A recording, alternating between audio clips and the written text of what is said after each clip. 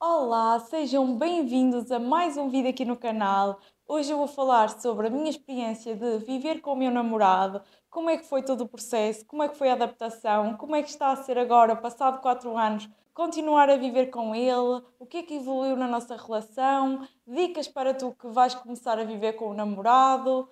Tudo isso eu vou partilhar neste vídeo. Eu sei que clicaste neste vídeo porque provavelmente vais iniciar essa fase e estás com dúvidas ou simplesmente queres dicas sobre viver com o namorado, mas eu quero dizer-te que isto é um processo muito pessoal. Eu vou partilhar a minha história, mas não significa que a tua seja exatamente da mesma forma. Os teus desafios podem ser diferentes dos meus.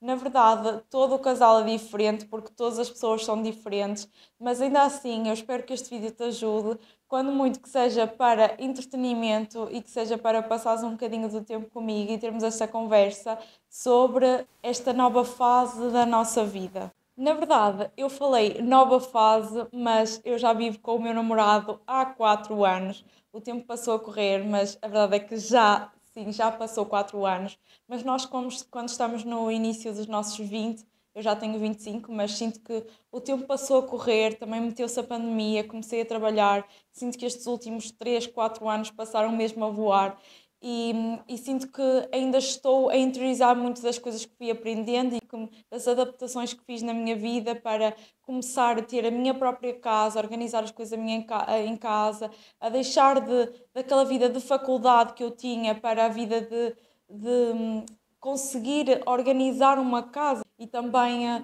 ser uma adulta e deixar aquela fase mais adolescente para trás. Tudo isso é um processo e apesar de já terem passado 4 anos, sinto que ainda me estou a adaptar e ainda tenho muitas coisas para aprender.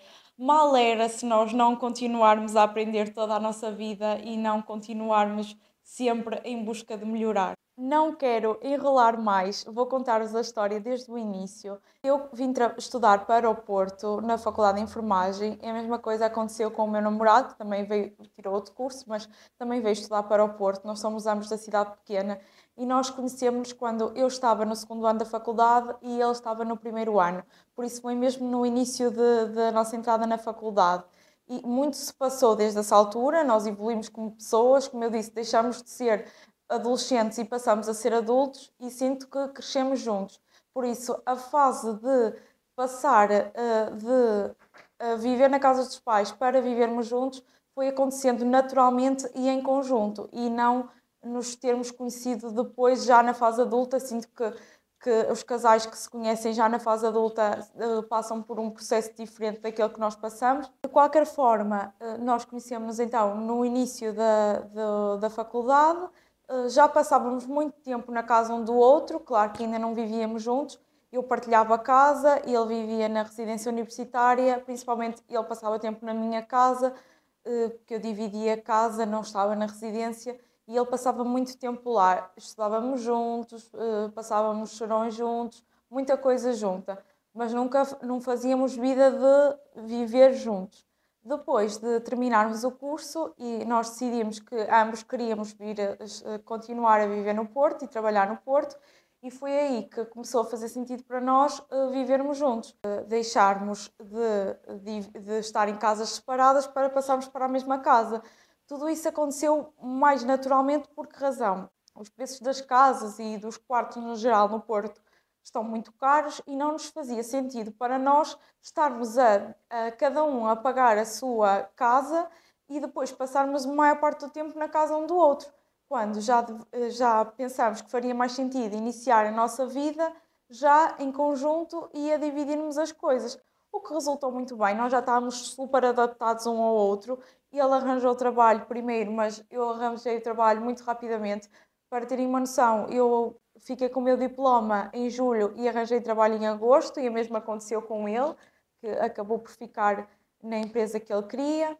E então decidimos alugar um quarto, uma suíte, com casa de banho privativa, e não uma casa, puramente por questões financeiras, porque as casas no Porto, que é a cidade grande, são muito caras, e então nós decidimos partilhar casa, mas viver juntos, dividindo um quarto com suíte. Então partilhávamos a sala e partilhávamos a cozinha com outras pessoas que viviam nessa casa. A adaptação inicial foi muito fácil, claro que algumas coisas mudaram de que quando eu tinha a minha casa e quando ele tinha a dele, principalmente em questão de que nós, quando estávamos a estudar, íamos todos os fins de semana à casa dos pais e quando passamos efetivamente a trabalhar, a receber o nosso próprio dinheiro e a viver juntos, nós só íamos de vez em quando, talvez de 2 em 2 semanas, conforme sentíssemos necessidade visitar os nossos pais. E então mudou um bocadinho a forma como organizávamos as coisas. Eu sei que vocês têm algumas dúvidas em relação à gestão de tarefas, quais foram os principais desafios, mas antes de passar para essa fase, eu queria só dizer-vos que nós passamos a viver juntos nessa suíte em 2020 e nós, no ano de 2023, em setembro, conseguimos alugar a nossa própria casa, depois de muito tempo de procura, 3 anos, a procurar uma casa que nós pudéssemos pagar, nós conseguimos arranjar e alugar uma casa só nossa. E a principal coisa que eu senti, sendo completamente sincera convosco, senti que os nossos pais não levavam muito a sério o facto de nós estarmos a viver juntos, porque nós também estávamos a partilhar casa, tal e qual como acontecia quando nós éramos estudantes. Nós somos filhos únicos, tanto eu como ele, e nós, quando éramos estudantes, dividíamos casa e quando estávamos a viver juntos também dividíamos casa com outras pessoas. Então ainda não era visto com aquele rótulo por parte dos nossos pais de os nossos filhos estão juntos, já estão a viver juntos. Quase que a transição da faculdade para a vida adulta foi assim quase que sem notar. Nós simplesmente passamos a estar a viver na mesma casa, mas também dividíamos a casa com outras pessoas. E então eu senti que em 2023 a mudança para esta casa que nós vivemos agora, pelo menos não tanto na nossa mentalidade, mas na mentalidade da nossa família, como a nossa família via a nossa relação, mudou um bocadinho. Voltando a 2020 e a toda essa história de estarmos a partilhar casa, aí eu sinto que a principal dificuldade da adaptação foi mesmo dividir a casa com outras pessoas. Porque enquanto que nós estávamos a estudar antes e todas as despesas eram pagas pelos nossos pais e não havia aquela responsabilidade, a partir do momento que nós começamos a ganhar dinheiro e a pagar as nossas contas, a convivência com as pessoas da casa foi mudando um bocadinho, até porque o tipo de pessoas com quem nós dividíamos casa também mudou. Nós antes dividíamos casa com outros estudantes e passamos a dividir casa com outras pessoas que também trabalhavam. Havia certos conflitos, com também divisões de tarefas e assim, essas coisas que é normal para quem partilha casa. Eu posso fazer um vídeo só à parte a falar sobre todo o processo desde o momento em que eu partilhava casa com outras pessoas até o processo de eu encontrar a minha própria casa aqui no Porto, mas isso teria que ser um vídeo toda a parte a falar sobre isso. O principal desafio era então as dificuldades de convivência com os colegas de casa, porque embora houvesse muita vontade de termos uma casa só nossa, naquela altura não havia essa possibilidade. Também houve a questão do Covid, nós tínhamos ainda a questão dos isolamentos e do Covid, aquelas restrições. Também houve essa parte a superar, mas não estava diretamente com o facto de nós estarmos a viver juntos, propriamente ditas. Em relação aos desafios de nós vivermos juntos, se eu tiver que vos dizer algum, talvez seja a parte das rotinas. O meu namorado era uma pessoa que gostava de estar ao computador até tarde e eu sou uma pessoa que gosta de se deitar cedo, como vocês sabem, eu sempre fui assim. E então houve inicialmente um bocadinho esses conflitos e o que eu me lembro mais dessa altura de nós discutirmos e debatermos era a parte das rotinas. Eu gostava muito de me deitar cedo e fazermos alguma coisa juntos, ver um filme e ele tinha muito esse hábito, lá está, ainda da parte adolescente e de estar na faculdade, de jogar, de estar a jogar no computador, de estar a ver vídeos à noite ou até de estar a fazer alguma coisa de trabalho, mas eu não gostava. Eu, a partir no máximo das 10 da noite, na minha cabeça fazia sentido desligar tudo e deixar os ecrãs. E para ele custou um bocadinho a adaptar, eu tive que fazer um bocadinho de esforço para mostrar o meu ponto de vista em relação a isso e acho que foi o maior conflito que eu consegui identificar nessa altura e eu acho não, eu tenho a certeza que para que haja uma convivência harmoniosa com o vosso namorado é necessário fazer cedências de parte a parte, tu fazer cedências e ele também fazer cedências, porque quando vocês passam a viver juntos, há sempre alguma coisa que vai entrar em ponto de conflito. Naquele caso, eram as rotinas do deitar cedo. No teu caso, pode ser outra coisa qualquer, pode ser divisão de tarefas domésticas, que no meu caso nunca houve muito esse problema, nós sempre nos organizamos bem. Eu gostava mais de limpar umas coisas, ele gostava de limpar outras, nós sempre nos entreajudamos muito em organização de limpeza, mas em relação a essas rotinas houve de facto esse problema. E no teu caso, tu podes te debater com esse ou com outros problemas, mas vai ter sempre, sempre, sempre, até o dia de hoje, vai ter que haver sempre cedências de parte a parte. Mas há uma coisa importante que tem que haver em comum e que eu vou falar agora na segunda parte do vídeo.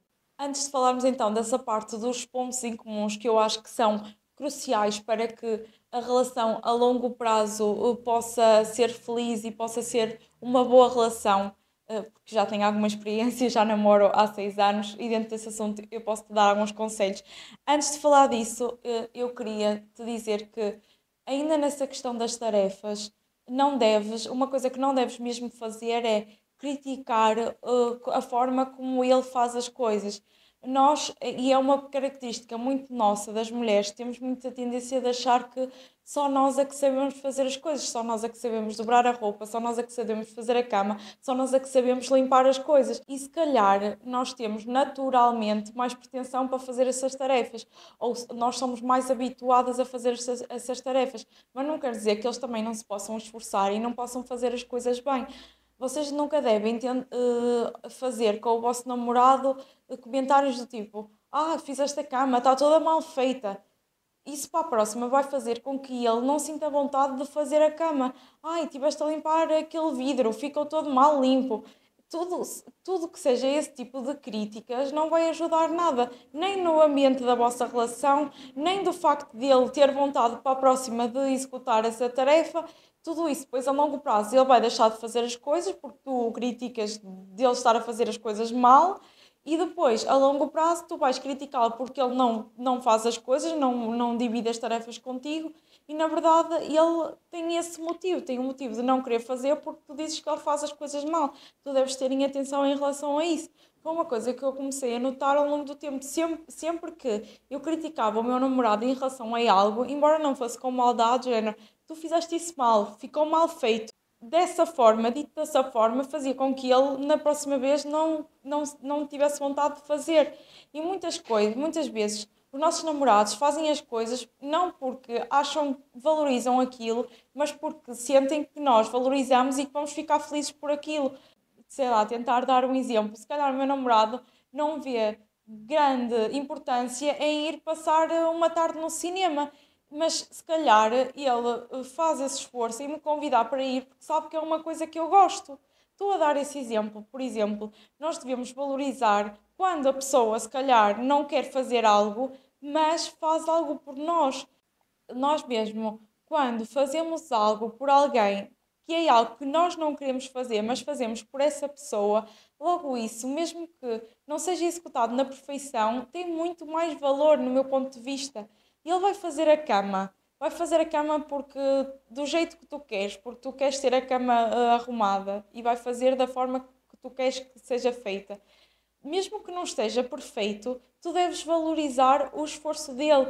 E se quiseres dar alguma dica, também não quero que sintas que não podes dizer nada, mas se tu lhe quiseres dar alguma dica, dizes, olha, para a próxima, põe a manta dessa forma, ou para a próxima faz daquela forma, que eu acho melhor, se calhar, ou anda cá, olha como é que eu faço isso. Podias fazer isto muito mais rápido, porque não sei se vocês já repararam, mas os homens fazem as coisas muito devagar, muito mais devagar que nós, enquanto que nós arrumamos a cozinha, limpamos o quarto e dobramos roupa e fazemos não sei o quê muito mais rápido, e ele nesse tempo só lava a louça, por exemplo, e nós não, uma coisa que eu estou a aprender a melhorar é não colocar apressar o meu namorado a fazer as coisas, já devias ter feito isso, despacha-te a fazer isso, porque estou a desvalorizar o esforço que ele está a fazer nessa tarefa e eu evito fazer isso e acho que vocês também devem evitar fazer isso se vocês vivem com os vossos namorados e notam que eles demoram mais tempo a fazer as coisas.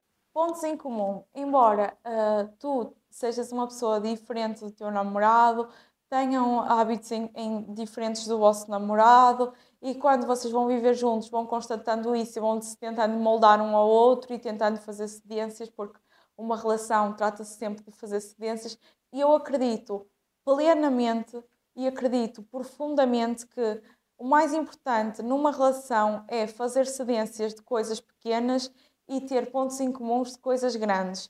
Por exemplo, coisas pequenas. Essa questão que eu dei de exemplo de deitar cedo, para mim é uma coisa pequena, é uma coisa que a longo prazo dá perfeitamente para tu te adaptares e começares a deitar-te um bocadinho mais cedo, porque a pessoa que tu tens ao lado prefere deitar-se cedo, acordar cedo, porque a pessoa que tu tens ao lado prefere acordar cedo, adaptar-te um bocadinho à rotina do outro, mas coisas que devem ter em comum e que se realmente não tiverem essas coisas, eu acho que avançar para a parte de viver juntos e construir uma família juntos e casar, se calhar é um erro e devem repensar nisso. Eu não sou ninguém para estar a dizer que não deves ir viver com o teu namorado ou qualquer coisa desse género.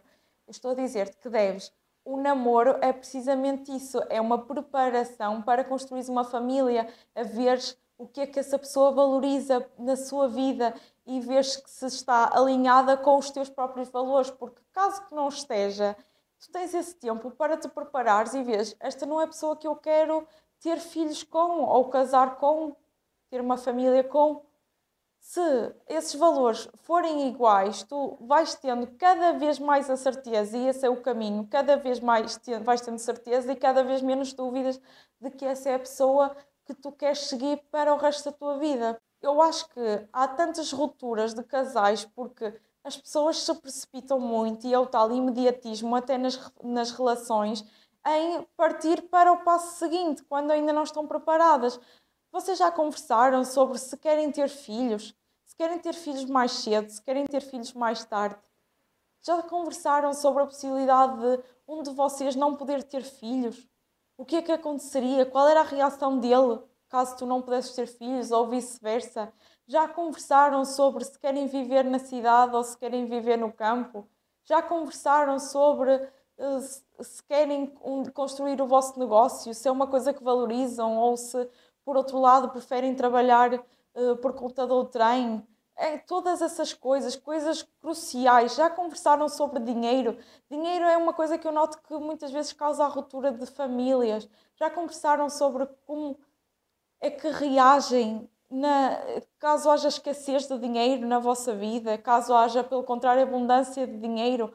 E às vezes até é melhor observar do que conversar. Embora seja importante conversar, observar como é que o teu namorado se comporta em relação ao dinheiro. E ele é uma pessoa muito gastadora e tu, pelo contrário, és uma pessoa que é mais cautelosa e gosta mais de poupar. Ele é uma pessoa que gosta de investir e gosta de aprender sobre dinheiro e sobre literacia financeira, e tu, pelo contrário, és uma pessoa que tem muitas crenças em relação ao dinheiro e vê o dinheiro como um vilão ou vice-versa.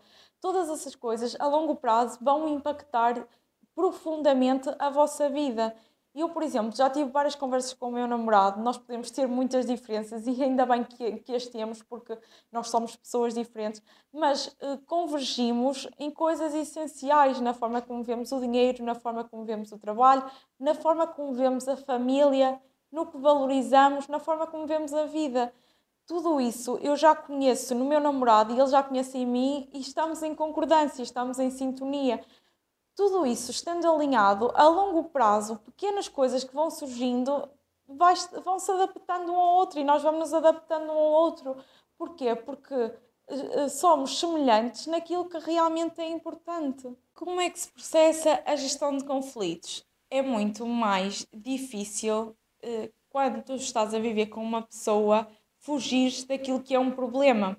Por exemplo, quando há uma discussão, quando há algo que não concordamos, e isso é perfeitamente normal acontecer num casal, enquanto que, quando tu não vives junto, cada um vai para o seu canto e fazem as pazes quando um de vocês ceder, quando estás a viver juntos, não tens por onde fugir, vocês estão na mesma casa.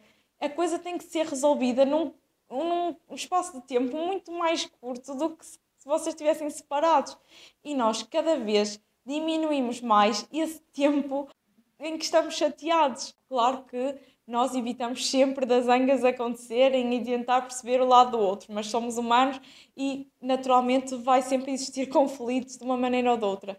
Mas uma coisa que eu noto é, nós estamos cada vez menos tempo zangados, porque vivemos juntos, estamos sempre em convivência um com o outro e há mais momentos e mais oportunidades para conversarmos e resolvermos os nossos problemas. Por exemplo, uma das coisas que nós acordamos era nunca nos deitarmos e nunca irmos dormir chateados, porque é uma coisa que realmente é importante para nós, não passar uma noite de costas voltadas um para o outro, não passar uma noite zangado um com o outro. Isso é uma coisa importante para nós e nós sabemos que qualquer que seja a discussão tem um limite, tem um prazo. Sabemos que vai haver uma altura em que essa discussão vai acabar e vamos ter que conversar e vamos ter que chegar a um acordo, porque não nos vamos deitar chateados e não vamos acordar no outro dia chateados.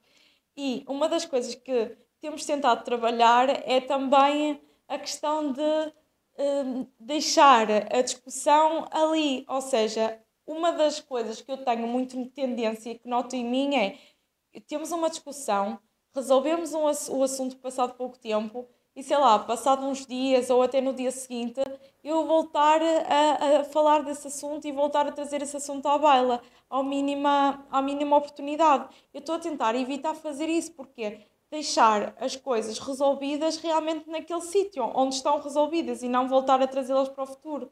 Ou seja, a tirar à cara coisas que já estão resolvidas no passado. Isso não devem fazer. Se está resolvido, está resolvido. Se não perdoaste a pessoa ou se continuas zangada da pessoa, então não está resolvido. Não vais voltar a usar isso no futuro como oportunidade e arma de arremesso. Isso não está correto.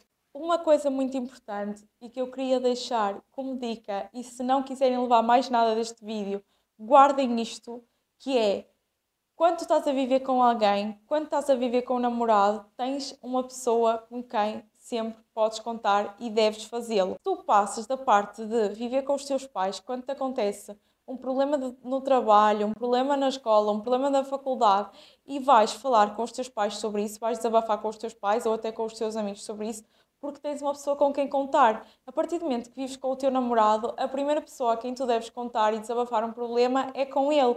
E é o que eu tento fazer isso, é aquilo que eu acredito. Porque é a pessoa que está ao teu lado, é a pessoa que tanto lida com a tua tristeza como lida com a tua alegria. Uma coisa que eu falo muito ao meu namorado, quando ele vem mais chateado do trabalho ou quando acontece alguma coisa, é: por favor, conta-me aquilo que se passou, conta-me aquilo que se passa. E os homens são muito mais fechados em relação a isso, enquanto que nós temos muito mais facilidade em falar e desabafar aquilo que nos acontece, os homens não.